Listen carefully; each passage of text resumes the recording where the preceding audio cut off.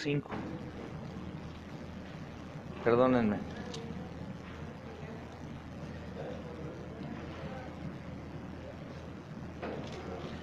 En el nombre del Señor. Dice, de modo que si alguno está en Cristo, nueva criatura es. Las cosas viejas pasaron, he aquí que todas son hechas nuevas. Y todo esto proviene de Dios, quien nos reconcilió consigo mismo por Cristo y nos dio el ministerio de la reconciliación. Que Dios estaba en Cristo reconciliando consigo al mundo, no tomándoles en cuenta a los hombres sus pecados, y nos encargó a nosotros la palabra de la reconciliación. Así que somos embajadores en nombre de Cristo, como si Dios rogase por medio de nosotros, o rogamos en nombre de Cristo, reconciliados con Dios. Al que no conoció pecado, por nosotros lo hizo pecado, para que nosotros fuésemos hechos justicia de Dios en él. Así pues, nosotros como colaboradores suyos. Amén. Amén, hermanos. Gracias a Dios. ¿Cómo van con la tarea? Dicen, ¿cuál tarea? La tarea que el Señor nos encomendó. Predicar a Cristo. ¿Cuántos escucharon al menos el nombre de Cristo a través de tu boca? ¿Cuántos se atrevieron aún a hablar en medio de un trabajo en donde no es permitido? O la familia. Estamos llamados a esas cosas, hermanos. Estamos llamados a dar testimonio en lugares en donde nos digan no, ¿sabes? Pero falta el valor. ¿Sabes lo que quiere decir? El Señor les dice a sus apóstoles, vayan y den testimonio de mí. Vayan y sean mis testigos. ¿Y sí saben qué quiere decir testigos del griego? Cuando el Señor se refiere, ustedes serán mis testigos, mártires. Eso quiere decir. Entonces cuando habla, vayan y sean mis testigos, o ustedes serán mis testigos, dice, ustedes serán mártires. Vayan y sean mártires. Y obviamente sabemos, hermanos, que no todos vamos a morir como mártires, pero el Señor quiere que nosotros muramos a nosotros mismos, que martiricemos nuestra carne y nuestros deseos que nos separan de la voluntad de Dios, y que nos atrevamos a dar testimonio en donde Él nos ha puesto. Eso es difícil, hermanos, porque obviamente cuando comienzo a hacer la voluntad de Dios en cualquier lugar en el que me ha puesto, número uno, confirmo que creo que Dios es soberano. Es decir, estoy en un lugar en el que Dios me ha puesto con un propósito. ¿Me doy a entender? O sea, no hay casualidades, o sí hay casualidades para Dios.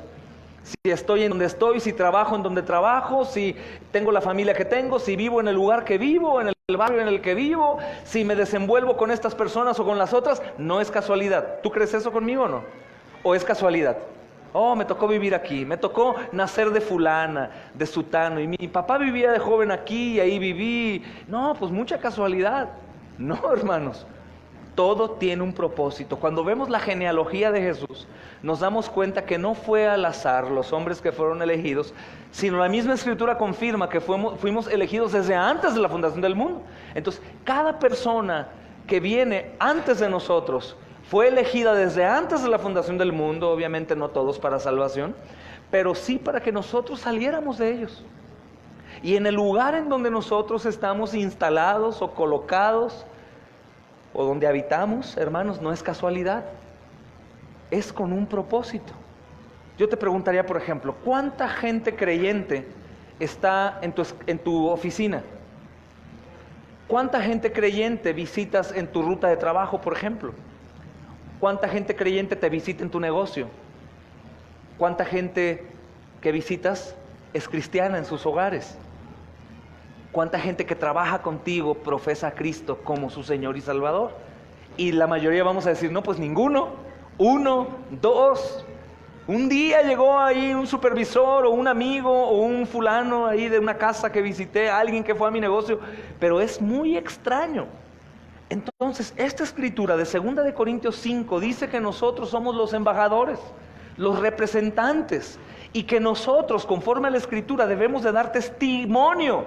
Y esta palabra testigo o testimonio, cuando Jesucristo habla acerca de los suyos, habla de mártires. Y la palabra mártires no quiere decir que todos vamos a morir como mártires, sino que estemos dispuestos aún a morir por Él. Y hermanos, y si nosotros decimos que estamos dispuestos a morir por Él, quiere decir que estamos dispuestos a dar testimonio en un lugar en donde no voy a morir. ¿Me explico? Cualquiera que pudiera decir, como en el catecismo me tocó con los niños, y yo les preguntaba, ¿quién moriría por Jesús? Todos decían, yo. Pero no mueres por Jesús cuando tu padre te da una orden y la tienes que obedecer. No mueres por Jesús cuando no tienes que mentir. No mueres por Jesús cuando no tienes que ver lo que tienes que ver, o murmurar lo que murmuras, o hacer esto o aquello. Entonces creo que el llamado, hermanos, que el Señor nos ha dado está muy menospreciado. Pero bendito sea nuestro Señor Jesucristo y su Santo Espíritu, que nos ayuda en nuestras debilidades y que su poder precisamente se perfecciona en nuestra debilidad. ¿Qué pasa entonces? ¿Por qué no sucede en mí? En el Evangelio de Juan, el Señor está diciéndoles acerca de la vid y los pámpanos, y precisamente dice, los que permanecen en mí, estos llevan mucho fruto, porque apartados de mí nada podéis hacer. Y más adelante comienza a dar el ejemplo de aquellos pámpanos que permanecen en la vid, y da el ejemplo de aquellos pámpanos que no dan fruto, pues se podan. Me encantó descubrir en el original que no es los corta y los desecha de inmediato, sino podar es, pues podar la planta. Por ejemplo, tenemos la planta ahí, la palmita, y nosotros podamos sus esquinitas con el propósito de que se ponga mejor. Ya más adelante vemos que habla de la negligencia y de una condenación, que está diciendo prácticamente, los que no están en mí, mis palabras no son guardadas, ellos no les importa, ellos no son nuestros, pero aquellos que sí, sí, y los voy a podar a fin de que den fruto. Pero algo hermoso en este pasaje que no voy a estudiar hoy ahí con ustedes, es que después de una enseñanza muy hermosa en cuanto a la vid y los pámpanos, el Señor dice, y esta es la voluntad de mi Padre, que lleven mucho fruto. Y lo más tremendo, hermanos, que justamente antes dice, pide todo lo que quieras y te será dado. Y esta es la voluntad de mi Padre, que lleven mucho fruto. Entonces, ¿por qué de pronto a veces no morimos a nosotros mismos para poder dar testimonio en todo tiempo, en todo lugar? Que podamos llegar a esta reunión de los miércoles, que tiene el propósito precisamente de discipular en la parte del evangelismo, la misión, la predicación en la calle, en otro lugar donde vivas o puedas estar. ¿Por qué no llegamos aquí todos, decimos, yo a 10, yo a 15, yo vi a 3 llorando, arrepentidos, fueron a pedir perdón, me dijeron qué podían hacer, a dónde podían ir para escuchar palabra? ¿Por qué no? Porque no pedimos, Señor, hazme un discípulo. Señor, hazme un hombre y una mujer que renuncien a sí mismos, un joven o una joven que no le dé temor hablarle a sus amigos del mundo, porque sé que si mueren van al infierno. Y poderles hablar aunque me echen carrilla, aunque me digan loco, aunque me digan esto, me dejen de hablar. ¿Se dan cuenta que cuando cumplimos con el mandamiento, se cumple la escritura en mi vida y comienzo a ser aborrecido y perseguido? Y es sencillo, hermanos. Como no está en nosotros, y todo lo que proviene bueno, agradable, perfecto, toda buena dádiva o don perfecto, proviene del Señor. Como no está en mí, lo tengo que pedir. Lo tengo que pedir, Señor, yo quiero llegar, no únicamente cada miércoles, sino a cada reunión y decir, no, venía en el camión, sentí un fuego, en el buen sentido de la palabra, me paré y prediqué el evangelio. Me vieron como loco, me tacharon, el chofer me bajó, pero prediqué el poder de Dios para salvación. O mira, hermanos, estaba en el trabajo y pues tienen prohibido hablar de religión, pero yo no hablé de religión, yo hablé de Jesús. Y Jesús fue proclamado, y sabes, al rincón allá vi una persona que escuchaba. Y dar testimonio en cada momento, en cada tiempo. Si nosotros abrazamos la teología del pacto, si abrazamos las doctrinas de la gracia, y una de las cosas de las doctrinas de la gracia es la soberanía de Dios. Y nosotros sabemos que Dios es soberano y que Él controla absolutamente todo, y que ni la hoja de un árbol caerá o ni aún se movería si no es la voluntad de Dios. Entonces sabemos que en cada lugar en donde nosotros estamos No es porque quiere que trabaje bien y que saque mi sueldo y lleve la papita a mi casa, sino primordialmente quiere que dé testimonio de Él.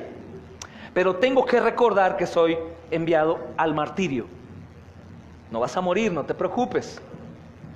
No creo que te dé el privilegio el Señor tan pronto. Pero sí tienes que morir a ti mismo, a la vergüenza, a la pena, al qué dirán, a tu confort, a una vida tranquila. Nos metemos entre la gente, en las tinieblas, y nos revolvemos entre ellos. No brillamos. Claro que no vamos a brillar en cuanto a nuestra carne, que aunque no lo creas, hay hermanos que sus rostros resplandecen en medio de la multitud. Pero sí nuestras palabras, que son del Señor, va a hacer que resplandezcamos en medio de las tinieblas.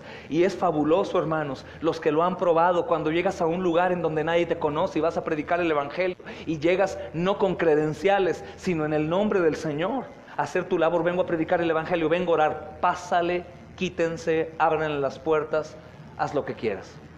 Y eso no sucede, hermanos.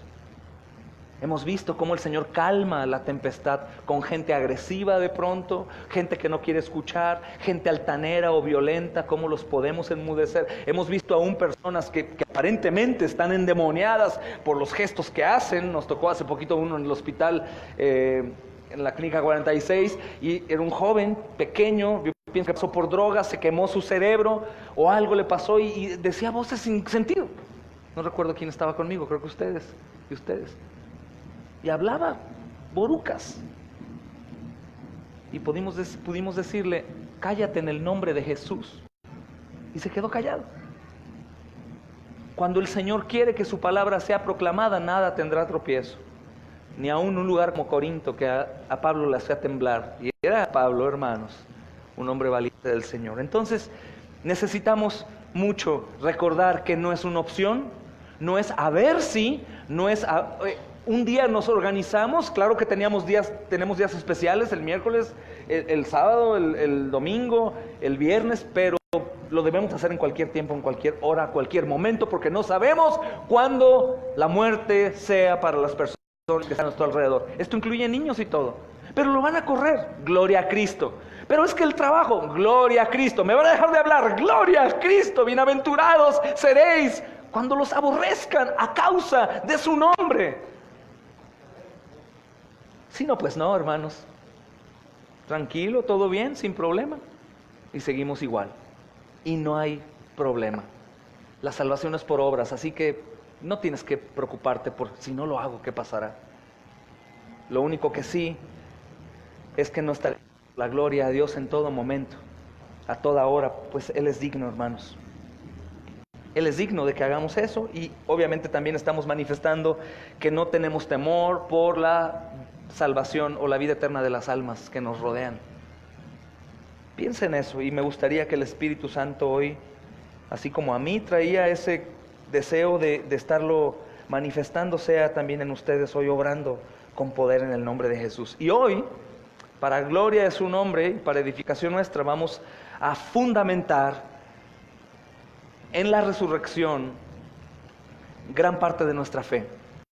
Y estaremos hoy terminando el tema de la resurrección, si Dios nos permite, pero aunque vimos ya los datos históricos y bíblicos en la última sesión, hoy, hermanos, vamos a ver el fundamento de nuestra fe en la resurrección, que es sumamente importante. Amén.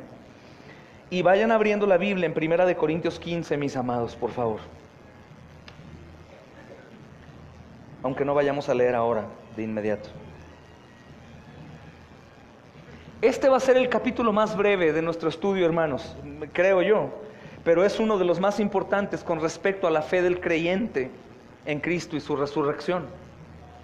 Aunque todos hemos quedado en el hecho de que Cristo resucitó, y todos podríamos decir Cristo resucitó, pero también debemos de saber, hermanos, que los enemigos del cristianismo están en lo correcto al enfocar sus ataques en la resurrección histórica.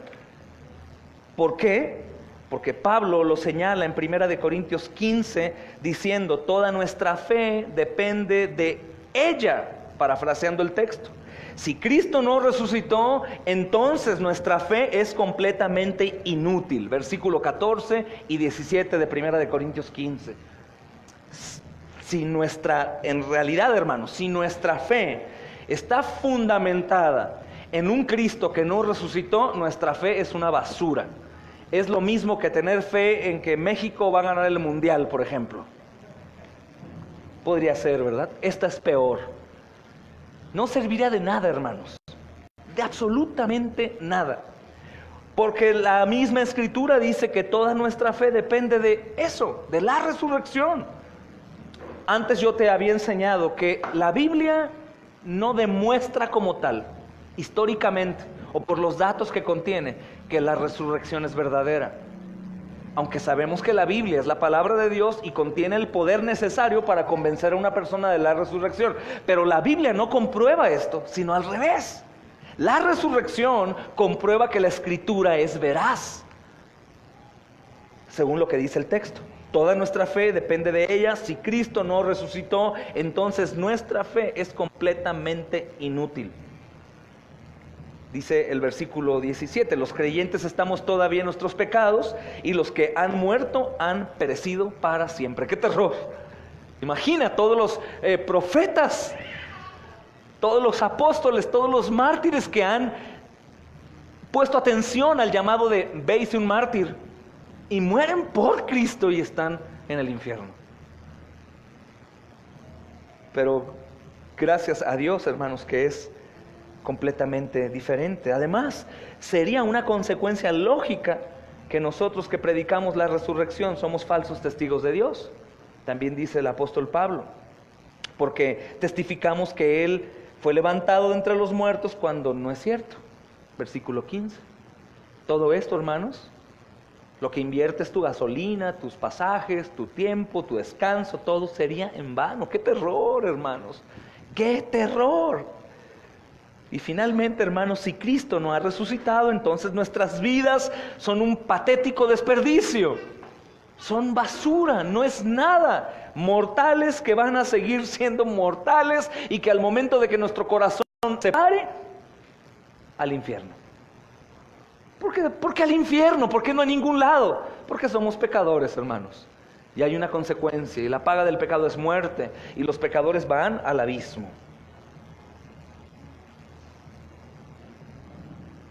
Quiere decir que si Cristo no resucitó, todos los sufrimientos que pasemos en esta vida, todos los padecimientos, hermanos, todas las cosas tristes, las enfermedades, las muertes, todas las pruebas serían sin razón alguna y seríamos odiados por siempre.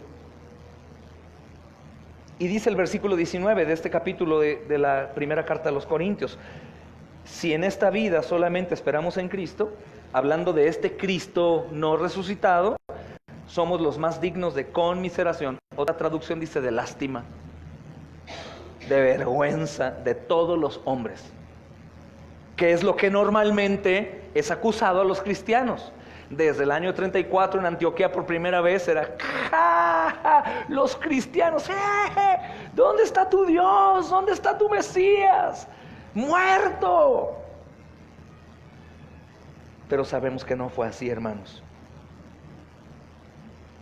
Y sabemos que la resurrección es todo para la fe cristiana, para ti, para mí. Lo que te mueve, lo que te llena. Hablábamos la lección pasada, cuando un familiar muere que es muy amado, ¿cuánto tiempo pasa para que tú puedas vivir al menos tranquilo y continuar tu vida? ¿Qué tanto dura un luto en verdad? Ahora, ¿qué será, hermanos, de Jesús nuestro Señor que hace 2000 años y aún no lo conocimos, no lo vimos, no lo tocamos? Si somos honestos diríamos, pues es que no lo veo, no lo toco, no, lo conozco en su palabra y amén, el Espíritu Santo a través de la palabra nos motiva, nos alimenta nuestra fe. La fe viene por el oír y el oír por la palabra de Dios. Pero, hermanos, si no creemos o pensamos en la resurrección, nuestra fe es muy débil, muy débil. Prácticamente, hermanos, es otra vez la contorsión de mis ojos, no sé qué alcance. Perdón.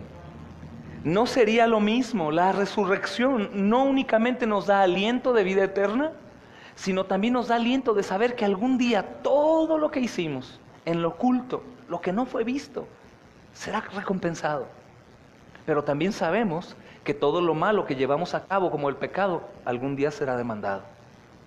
Pero si algunos de entre nosotros son de los que hacen muchas buenas obras en lo oculto, aquellos que ofrendan, por ejemplo, en un sobre cerrado sin que nadie los vea y ponen una fuerte cantidad en el buzón, o algunos que oran en las madrugadas por hermanos que están padeciendo, o por los pastores en lo oculto sin que nadie sepa, o algunos que van y visitan a los enfermos en lo oculto, o van y ayudan a un hermano con despensa en lo oculto, aquellos que su carne, porque no podrías decir que no, la carne demanda un agradecimiento y no te lo dan, puedes tener por seguro que aquel Señor que lo sabe todo, algún día te diría: bien hecho, hijo, yo sí vi lo que hiciste, yo vi con qué honestidad lo hacías. Vi que lo hacías en lo oculto y te escondías para que nadie te viera. Vi cuántas noches pasaste en vela, orando por los hermanos, pidiendo por los hermanos, rogando por la salvación. Hijo, bien hecho, bienvenido. Sabemos que eso va a pasar. ¿Por qué? Porque si Cristo resucitó, nosotros también resucitaremos y lo podremos ver de frente. Pero también, hermanos, si Cristo resucitó, quiere decir que los pecadores lo verán.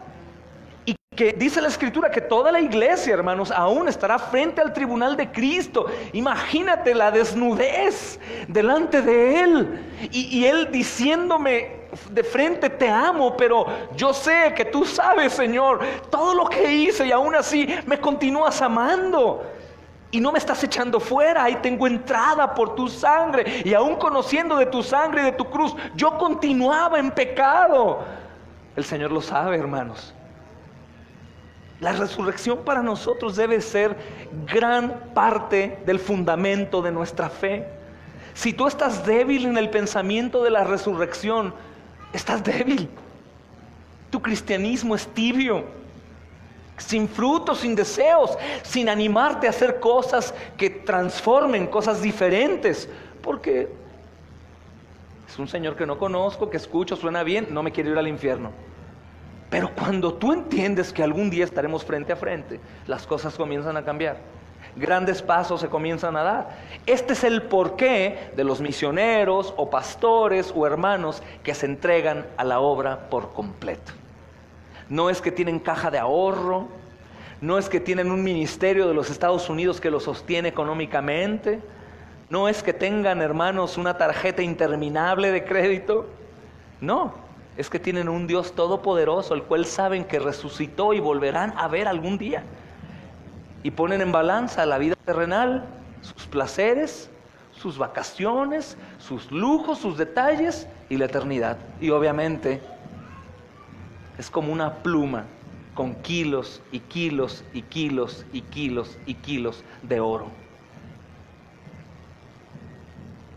Eso es la resurrección. Si Cristo no resucitó, nuestra religión es falsa. Por lo tanto, hermanos, hacemos bien al hacernos una gran pregunta y muy importante. ¿Cómo sabemos que Cristo realmente ha resucitado? ¿Cómo tú sabrías hoy, después de 2018 años aproximadamente, que Cristo en realidad ha resucitado?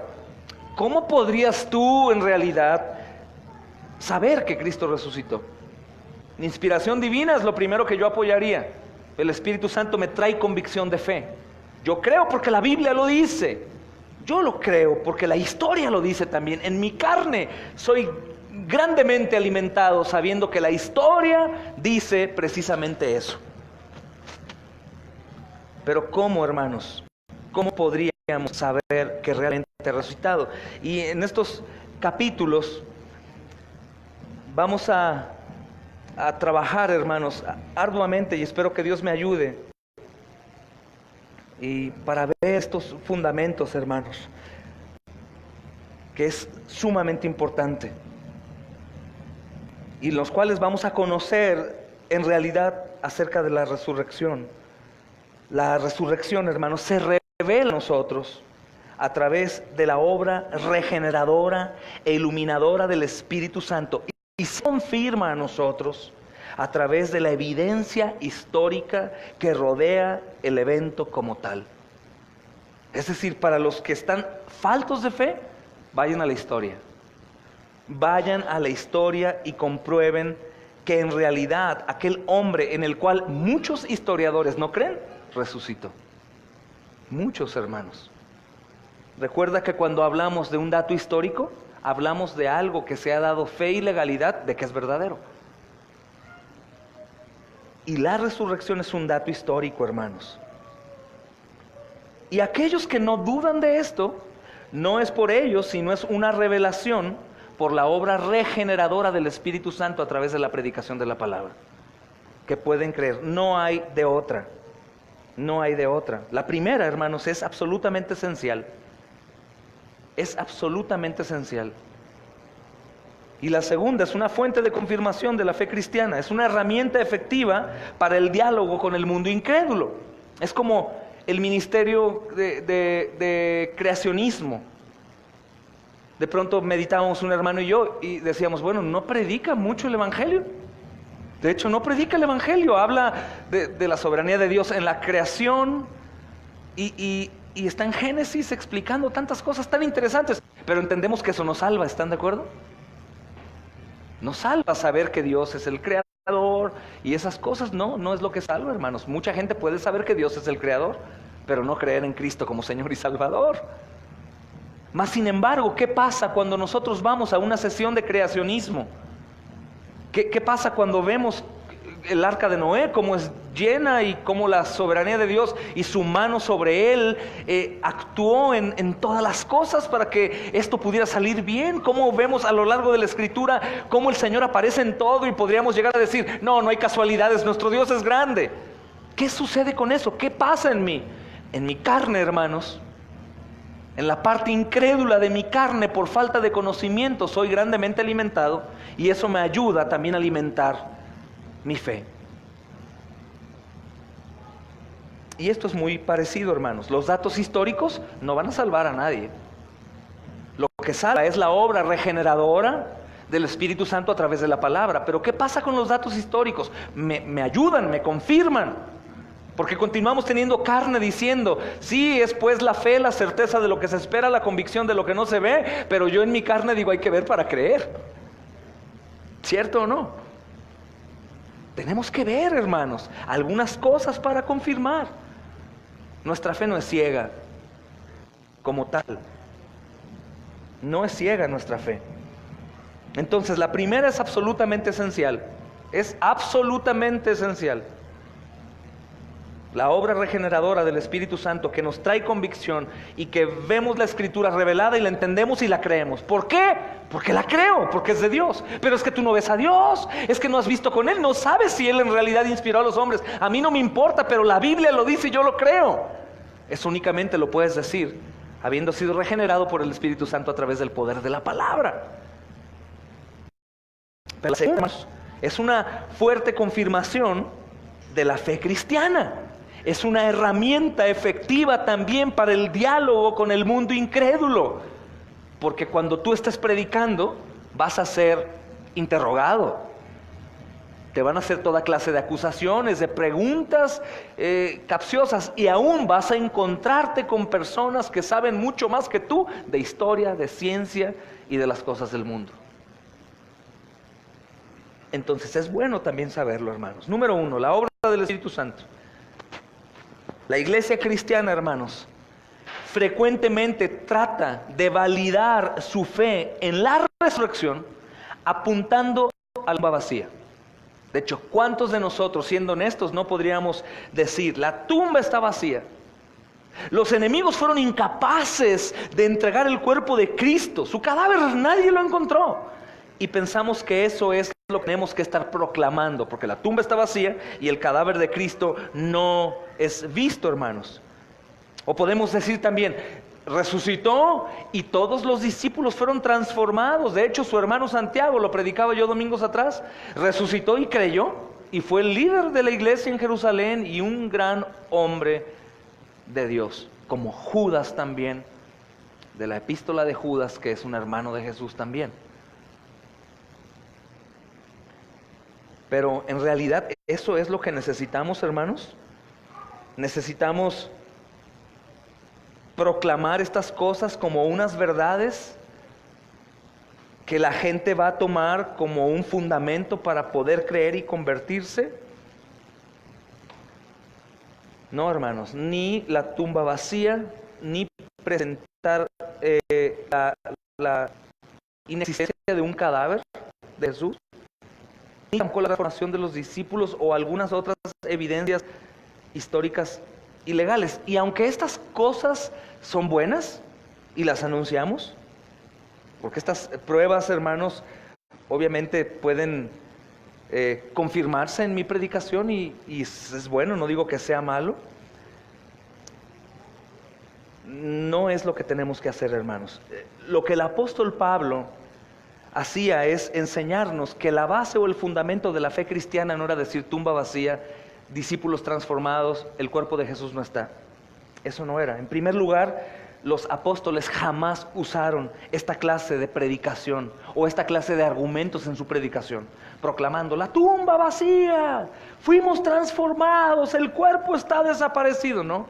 Ellos no buscaban demostrar la resurrección. ¿Ellos qué hacían? La proclamaban. La proclamaban. Vamos a ver algunos textos que nos van a ayudar, empezando por Hechos, capítulo 2, hermanos.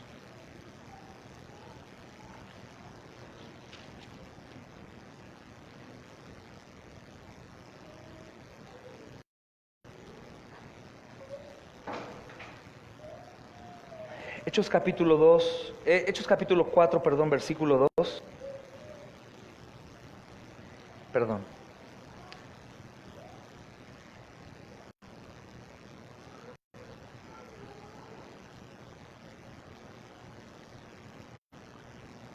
Desde el versículo 1 voy a decir: hablando ellos al pueblo, vinieron sobre ellos los sacerdotes con el jefe de la guardia del templo y los saduceos, resentidos de que enseñen al pueblo y anunciasen en Jesús la resurrección de entre los muertos. Era proclamación, era un anuncio.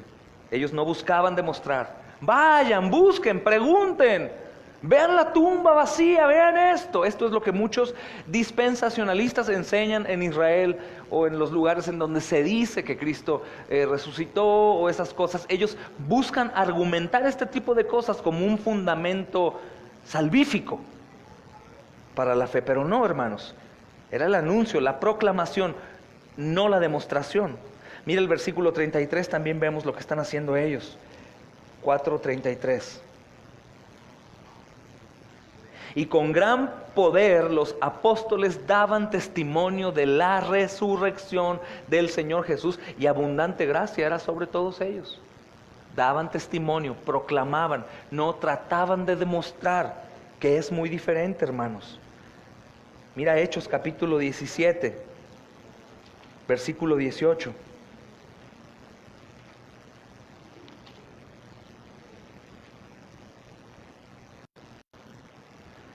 Y algunos filósofos, ¿ya están ahí? Y algunos filósofos de los epicúreos y de los estoicos disputaban con él. Y unos decían: ¿qué querrá decir este palabrero? Y otros: parece que es predicador de nuevos dioses, porque les predicaba el evangelio de Jesús y de la resurrección.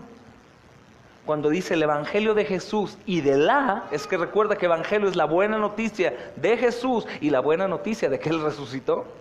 Pero no trataban de demostrar. No vemos un rastro en la escritura que diga: y demostraban y llevaron un pedazo de piedra de la tumba cuando rodaron la piedra. No, hermanos, solo la proclamación. Mira Hechos capítulo 24, versículo 21.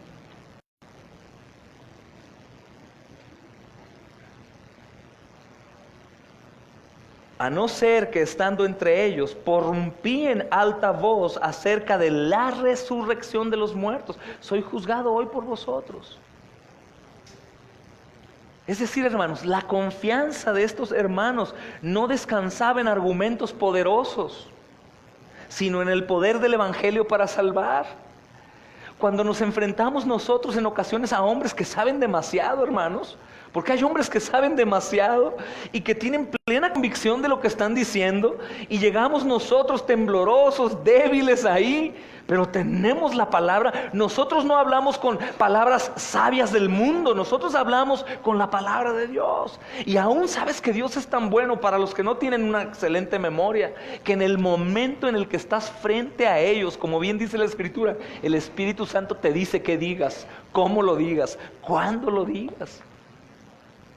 Es impresionante que los grandes, poderosos y sabios del mundo quedan humillados ante el poder de la palabra a través de hombres débiles como nosotros.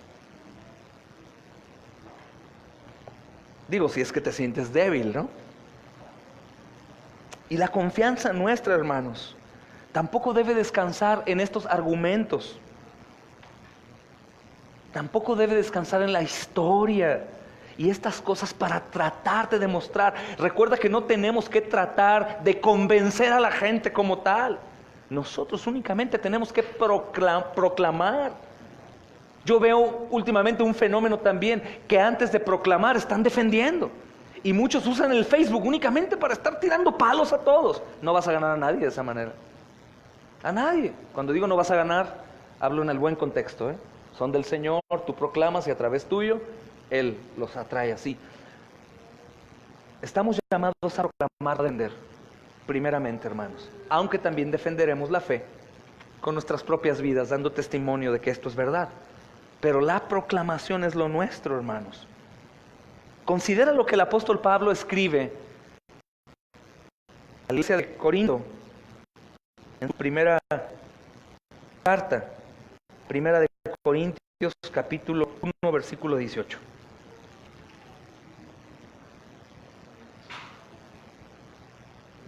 Versículo 22 y 24. Yo lo voy a leer aquí. Porque la palabra de la cruz es locura a los que se pierden, pero a los que se salvan, esto es, a nosotros, es poder de Dios. Porque los judíos piden señales y los griegos buscan sabiduría, pero nosotros predicamos a Cristo crucificado, para los judíos ciertamente tropezadero y para los gentiles locura, mas para los llamados, así judíos como griegos, Cristo poder de Dios y sabiduría de Dios. Amén.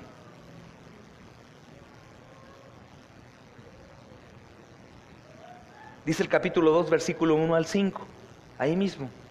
Así que, hermanos, cuando fui a vosotros para anunciaros el testimonio de Dios, no fui con excelencia de palabras o de sabiduría, pues me propuse no saber entre vosotros cosa alguna, sino a Jesucristo y a este crucificado. Y estuve entre vosotros con debilidad y mucho temor y temblor, y ni mi palabra ni mi predicación fue con palabras persuasivas para convencer de humana sabiduría, sino con demostración del Espíritu y de poder, para que vuestra fe no esté fundada en la sabiduría de los hombres, sino en el poder de Dios. Gloria al Rey. ¿Cuándo vas a poder demostrar que esto es verdad? Cuando lo hagas, mi hermano. Pero es que yo no puedo, es que me da vergüenza, es que no sé cómo. Hazlo. Hazlo en el nombre del Señor. Predica a Cristo crucificado, muerto y resucitado. No trates de demostrar más y verás cómo el Señor va a manifestarse a través de ti. En segundo lugar, hermanos, la mayoría de aquellos que se han convertido al cristianismo a través de la historia de la iglesia, incluyendo a muchos grandes intelectuales, no fueron traídos a la fe por estudiar la evidencia histórica, no fueron traídos a la fe tampoco por ver la evidencia legal respecto a la resurrección, hermanos, sino escuchando la proclamación del Evangelio. ¿Sabes por qué muchos de nosotros fuimos llevados a Cristo aún en medio de una iglesia que no predicaba la sana doctrina? Porque dentro de sus tantas cosas que predicaban, daban pequeñas porciones del poder de Dios para salvación, que es el Evangelio.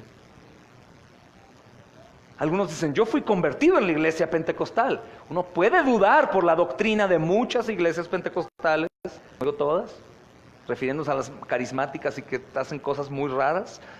Y fui convertido ahí. Bueno, probablemente creíste,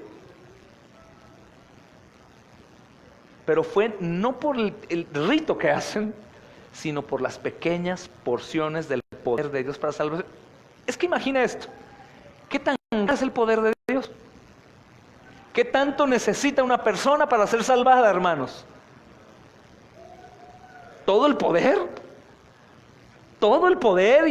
hermanos, infinito de Dios para que me convierta. No, yo soy tan duro que el omnipotente tiene que venir personalmente a derramar todo su poder para que yo sea convertido. No, una palabra tuya bastará para sanar. En ocasiones cometemos el error que queremos que la gente, no, es que cree y mira que el manto y que esto y que el otro y que quedó ahí y que la piedra se removió y esa piedra pesaba 500,000 kilos y hazte cuenta, imagínate cómo un hombre le iba a mover. ¿Y el evangelio? ¿Y el evangelio? Están bien los datos, hermanos, fortalecen nuestra fe, pero no salvan. Lo que salva es el evangelio, y la resurrección es un gran fundamento para nuestra fe y es parte esencial del evangelio, porque si quitamos la resurrección, el evangelio no es evangelio y nadie es salvo. Pero si incluimos la resurrección, no meramente con los datos históricos para comprobar, sino únicamente porque la palabra dice que resucitó, hermanos, y porque realmente resucitó, porque el Espíritu Santo nos trae convicción, ahí es cuando vale la pena. Así como tú creíste de la resurrección sin ver los datos históricos, así mismo los demás creerán también como tú, porque eso proviene por la obra regeneradora del Espíritu Santo a través de la palabra, y lo demás nos va a fortalecer.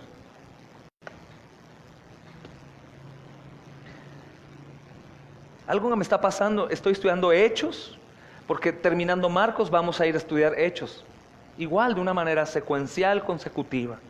Y fui muy tentado a enseñar más historia que el evangelio en Hechos.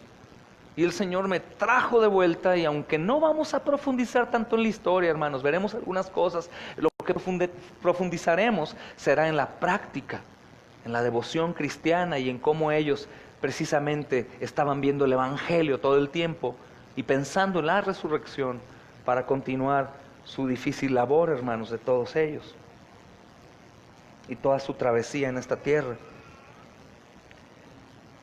En segundo lugar, hermanos, en tercer lugar, perdón, si nuestra fe en la resurrección se basa en su evidencia histórica y legal, ¿cómo podemos explicar la fe de incontables creyentes que vivieron y murieron por su fe sin el más mínimo conocimiento de la resurrección? De esta o de las evidencias. ¿Cómo podemos demostrar la fe, hermanos, de los profetas? ¿Cómo demostramos la fe de David?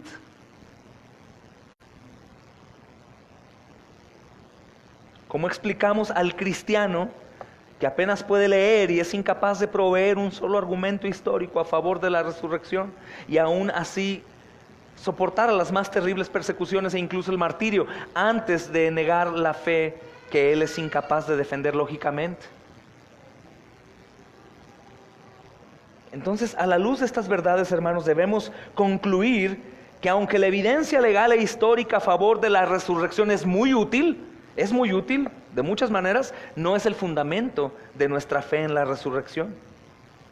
Entonces, ahora sí vayamos a la pregunta: ¿cuál es entonces el fundamento de la fe del creyente en la resurrección? ¿Cómo puede él saber que Cristo ha resucitado? ¿Cómo podemos confirmar que el Señor resucitó? La respuesta está en las Escrituras y es clara. Debemos, hermanos, nuestro conocimiento y fe inquebrantable en la resurrección, en la obra del Señor, en la resurrección, a la obra regeneradora e iluminadora del Espíritu Santo. Sabemos que es real porque la palabra es real, porque Dios lo dice. Hermanos, cuando hablamos de la resurrección, tenemos que cerrar los ojos tal vez de noche a solas y pensar en esto: el cuerpo de Cristo en verdad entró sin palpitaciones en el corazón a la tumba. La sangre no corría por las venas, hermanos. Estaba frío, parecía plastilina. ¿Alguien ha tocado un muerto? Y parecía plastilina. muerto, sin vida. Si abría sus ojos, estaban velados.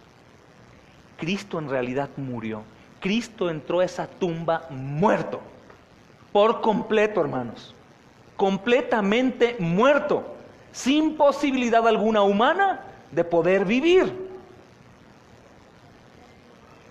Es impresionante, muerto por completo, entró a la tumba y tú tienes que imaginar, estos son los datos bíblicos. Él murió. Las mujeres corrían a preparar su cuerpo para que no empezara a oler. Con respecto a Lázaro, que es una muy buena sombra de esto también, Lázaro, hermanos, dice en la Biblia que apestaba.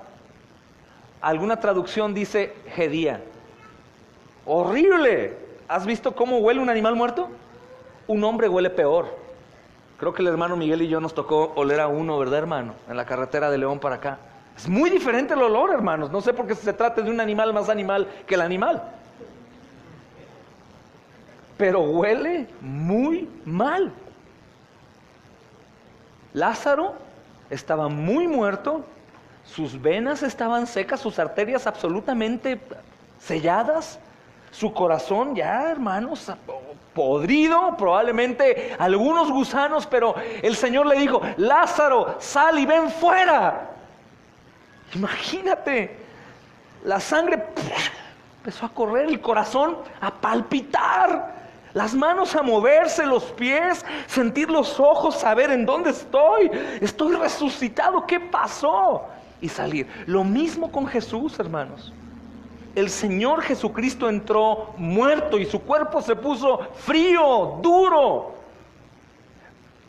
Hermanos, pero a diferencia de Lázaro, el Señor no tenía pecado y la muerte no pudo demandar nada en él. Y el poder del Espíritu Santo actuó en él. Ahora, ojo, uno podría decir: ¿por qué si el Evangelio es vida, muerte y resurrección de Jesús, por qué predicamos en el Evangelio acerca de la resurrección si Jesús no se levantó solo? Es una obra del Espíritu Santo, ¿no? ¿Quién levantó a Lázaro muerto? La palabra, el Espíritu Santo, hermanos, que da vida. ¿Quién levantó a Jesús entonces? Del Espíritu Santo. Dice la Biblia: el mismo que resucitó a Jesús, lo resucita a ustedes. Pero aquí este asunto, hermanos, que Jesús es resucitado porque no había pecado en él, perfectamente limpio. Y cuando resucita, lo que sucede es que el Padre dice: estoy satisfecho por completo. No hay nada más de deuda de los que tú has comprado con tu sangre. Moriste de verdad y eres resucitado porque la muerte no te soportó. En ese momento, hermanos, cuando se cumple el tiempo perfecto de que Dios resucitaría en Cristo Jesús, sus venas comenzaron a funcionar, el corazón pum, pum, pum, a latir, supongo fuerte, hermanos. Sus ojos comenzaron a moverse, sus manos comenzaron a tomar forma. Recuerda que resucita en carne y resucita de una manera muy distinta, sin más corrupción, porque resucitó en gloria. Increíble. Ya sin dolor, sin enfermedad, ya para nunca más morir. A diferencia de Lázaro, que obviamente murió. Pero Jesús no, hermanos. Jesús pagó la deuda. El Padre dijo: satisfecho, levántate. El Señor se levantó, caminó y tenía el mismo cuerpo, hermanos, pero glorificado. ¿Y por qué digo el mismo cuerpo? Porque pidieron las señales en las heridas de sus manos y su costado. Pero era distinto porque ya no había absolutamente nada corrupto en ese cuerpo, hermanos. Nada corrupto en ese cuerpo. Por eso dice 1 Corintios 15, si me acompañan, versículo 42. Dice: así también es la resurrección de los muertos. Se siembra en corrupción, resucitará en incorrupción. ¿Qué dice eso? ¿Es un cuerpo corrupto? Hermanos, todo se pudre, se echa a perder, el sol te quema, te sale cáncer, comes, tienes que echar al baño, se enferma y te mueres. Era incorrupto, era corrupto y es incorrupto. Así también es la resurrección de los muertos. Se siembra en corrupción, resucitará en incorrupción. Se siembra en deshonra, resucitará en gloria. Se siembra en debilidad, resucitará en poder.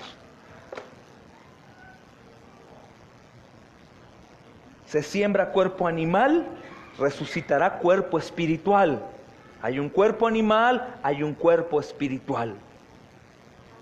Así también está escrito, fue hecho el primer hombre, Adán, alma viviente. El postrer Adán, que es refiriéndose a Cristo, espíritu vivificante. Hermanos, la resurrección de Cristo es algo impresionante.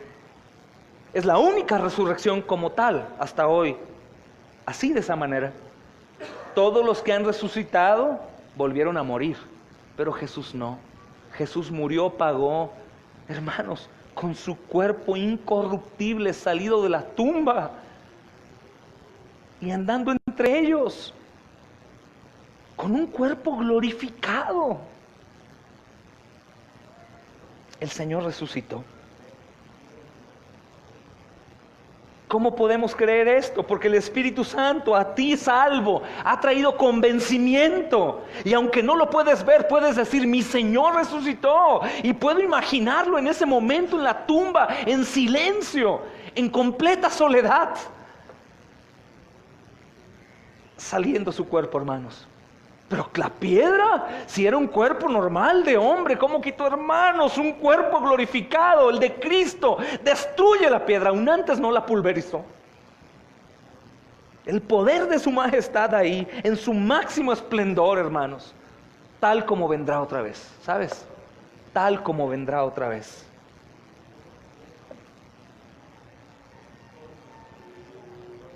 Entonces, debemos nuestro conocimiento y fe inquebrantable en la resurrección a la obra regeneradora e iluminadora del Espíritu Santo. ¿Por qué crees entonces tú que Cristo resucitó? Porque el Espíritu Santo me ha regenerado y ahora puedo entender lo que no entendía. Ahora puedo ver lo que no veía, puedo oír lo que no oía. Ahora espero lo que no esperaba. Ahora adoro a quien no adoraba, amo a quien no amaba. Espero a quien no esperaba. Gracias al Señor, a Él sea toda la gloria, de inicio a fin, en todas las cosas, hermanos. Entonces nuestra convicción respecto a la realidad de la resurrección de Jesucristo y a la validez de la fe cristiana se imparte de manera sobrenatural a nosotros en el momento del nuevo nacimiento, hermanos. El bautismo del Espíritu Santo, una sola vez sucede.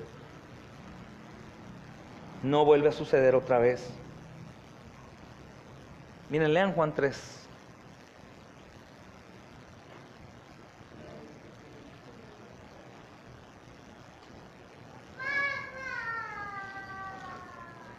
Sí, nena, bravo, el Señor resucitó.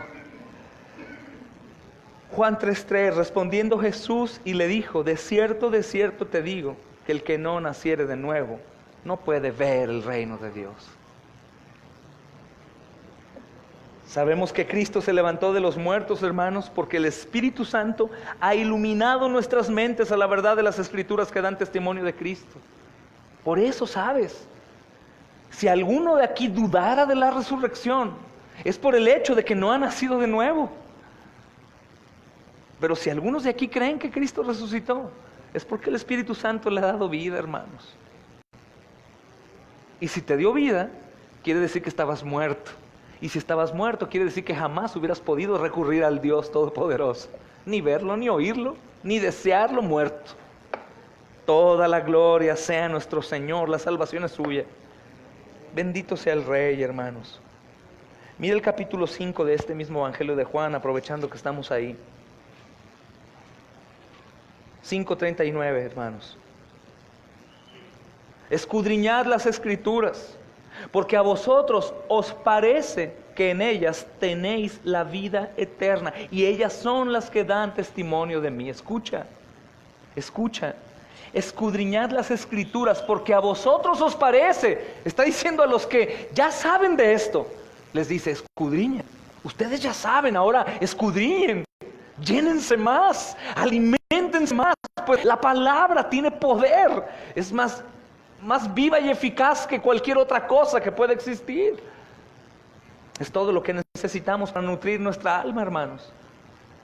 El Señor Jesucristo dijo, no solo de pan vivir el hombre, sino, ¿qué dijo? De toda la palabra, hermanos.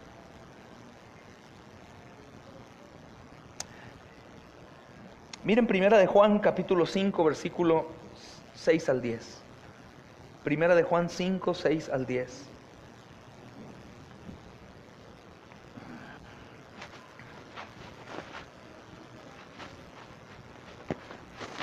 Gracias a Dios que podemos estar juntos con los hermanos de León, que se están congregando con nosotros a través de la transmisión en vivo. Hermanos, les amamos. Primera de Juan 5, versículos 6 al 10. Este es Jesucristo, que vino mediante agua y sangre, no mediante agua solamente, sino mediante agua y sangre. Y el Espíritu es el que da testimonio, porque el Espíritu es la verdad. Porque tres son los que dan testimonio en el cielo. Nuestro Dios es trino, hermanos: el Padre, el Verbo y el Espíritu Santo. Y estos tres son uno. Y tres son los que dan testimonio en la tierra: el Espíritu, el agua y la sangre. Y estos tres concuerdan. Si recibimos el testimonio de los hombres, mayor es el testimonio de Dios, porque este es el testimonio con que Dios ha testificado acerca del Hijo. El que cree en el Hijo de Dios tiene el testimonio en sí mismo. El que no cree a Dios le ha hecho mentiroso, porque no ha creído en el testimonio que Dios ha dado acerca de su Hijo. Amén. Mira qué importante esta escritura. ¿Cuántas cosas tú no has creído proveniente de los hombres? ¿Cuántas veces no creíste en ovnis o en cosas raras, hermanos? Porque vienen de testimonios de los hombres. ¿Cuántas cosas aún sin ver creímos de la gente? ¿Por qué no las cosas del Señor? ¿Por qué no las cosas de Dios? El que cree en el Hijo de Dios tiene el testimonio en sí mismo. El que no cree a Dios lo ha hecho mentiroso, porque no ha creído en el testimonio que Dios ha dado. El versículo 9 dice: si recibimos el testimonio de los hombres, mayor es el testimonio de Dios. En resumen, hermanos, creemos porque el Espíritu regenera nuestros corazones, imparte fe y nuevos afectos para el Cristo resucitado que nos ha sido revelado. El apóstol Pablo describió esto en la obra de la Escritura, la obra milagrosa en la Escritura, la obra del Espíritu Santo, hermanos, en 2 de Corintios, capítulo 4, versículo 6, y lo describe de una manera hermosa. Dice: porque Dios, que mandó que de las tinieblas resplandeciese la luz, que Dios, que mandó de las tinieblas resplandeciese la luz, es el que resplandeció en nuestros corazones para iluminación del conocimiento de la gloria de Dios en la faz de Jesucristo. ¿Cómo es que si Dios es invisible algún día lo vamos a ver? Lo vamos a ver en la faz de Jesucristo, hermanos. Y te digo algo, con eso estarás extremadamente satisfecho. Cualquier otra cosa que desees en el cielo que no sea Cristo es un error. Aunque podríamos hablar de hacer esto o aquello en donde vivamos con Él por la eternidad, hermanos, su gloria es tan inmensa, su hermosura es tan grande, su alabanza a través de los ángeles es tan estruendosa, es tan maravilloso, tan hermoso, tan espléndido, que no tendremos otra cosa más que alabarlo, hermanos. Y aquellos que han nacido de nuevo no pueden negar la resurrección de Cristo, de la misma manera en que no pueden negar su propia existencia. Así como tú existes, debes de saber que la resurrección es verdadera por testimonio del Espíritu Santo en ti. Por el decreto soberano de Dios, hermanos, y el testimonio del Espíritu Santo. Esto se ha vuelto una realidad indiscutible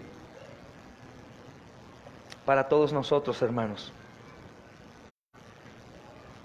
Alguien dijo alguna vez, para aquellos infectados con la religión de Jesús, tengo una mala noticia: no hay cura. Gloria a Dios. Vamos a orar, hermanos. Bendito Rey, soberano Dios, damos a ti gracias, Señor, porque hoy, Señor, podemos estar seguros de que has visitado a tus hijos y has dado una nueva porción, Señor, necesaria para continuar. Señor, todos nosotros hoy dejamos nuestras cargas en ti, sean las que sean. Sabemos que tú has llevado todo eso en la cruz del Calvario. Las tomaste en ti mismo, las llevaste a muerte, llevando cautiva la cautividad, de ahí fueron destruidas y después resucitaste en gloria sin más peso de pecado y nunca jamás tocarás la muerte. Gracias, Señor, porque el mismo fin nos espera a nosotros. Y gracias también, Señor, porque aunque aquí fuéramos vencidos, Señor, aunque aquí no tuviéramos victoria, Señor amado, esta tierra, aunque fuéramos perseguidos, Señor, vituperados de cualquier manera, enfermos, empobrecidos y aún muertos en tu causa, y aunque aparentemente delante de los ojos de los hombres fuimos vencidos, hemos obtenido la victoria gratuitamente por tu sacrificio y tu resurrección, bendito Dios. Y así como tú resucitaste de entre los muertos, nosotros también resucitaremos, Señor. Este es un día especial, Señor, pues creo firmemente que todos hemos sido fortalecidos a través de esta verdad de la resurrección en el fundamento de nuestra fe, Señor.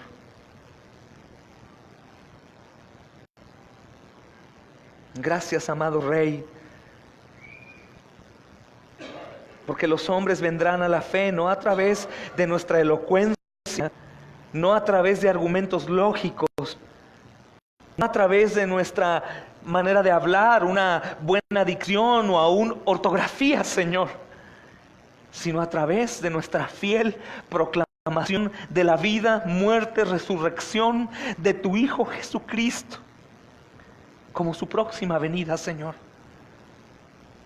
No permita, Señor, que ninguno de nosotros olvidemos que nuestra misión en este mundo es anunciar y proclamar tu nombre, Señor. Por supuesto que es darte la gloria, Señor, pero es proclamar tu nombre. Que nunca olvidemos que nuestra misión sería una necedad, una labor en vano, y que nuestro esfuerzo sería inútil si no es que tu Santo Espíritu, Dios, trabaja para iluminar nuestras mentes y regenerar los corazones de nuestros oyentes. Por eso ayuda a mis hermanos a poder proclamar el Evangelio y simplemente creer que si son tuyos vivirán para vida eterna, Señor. Y por esta razón, Señor, queremos que nos recuerdes, Espíritu Santo, el que debemos negarnos a descansar en tu sabiduría, Señor. Debemos confiar y no, Señor, jamás, nunca, Señor, confiar y negarnos absolutamente a confiar en la sabiduría humana, sino en lugar de eso, Señor bendito, aferrarnos a la verdad de que solo el Evangelio es poder tuyo para salvación a todo aquel que cree. Y aún esta fe es un don tuyo, Señor. Gracias, Dios bendito, en el nombre de Jesús, por tu bondad, tu misericordia, tu amor, tu gracia, pero sobre todo por nuestro Cristo. Gracias, Señor bendito. Gracias, Espíritu Santo. Gracias, Dios Trino, a quien adoramos esta noche. Amén.